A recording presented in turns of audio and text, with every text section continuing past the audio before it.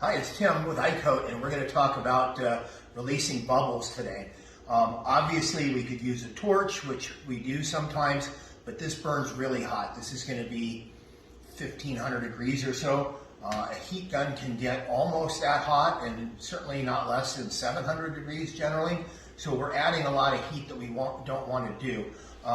And it's not really good for getting the deep bubbles anyway. So I know you're frustrated by poking at things with a toothpick and they just move around and everything else. So I've kind of been experimenting with this piece of equipment. And what it is it's like maybe a low temperature soldering iron.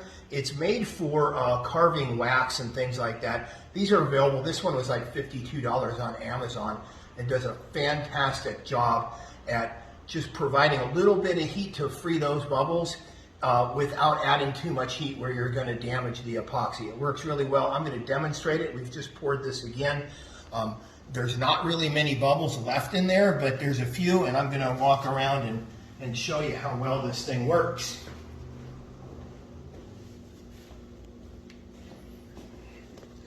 See, there's a few right underneath this.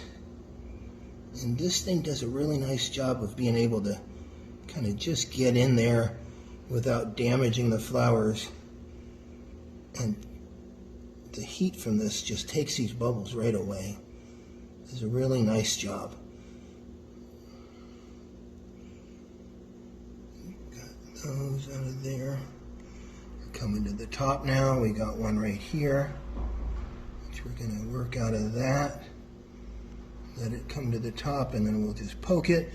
And then there's a couple right in here, back in here.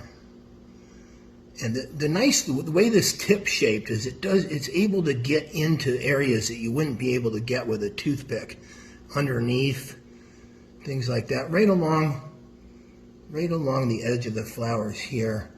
And then also, if the edges of the mold where they kind of accumulate right there, I know how frustrating those can be, and this just swipes them away.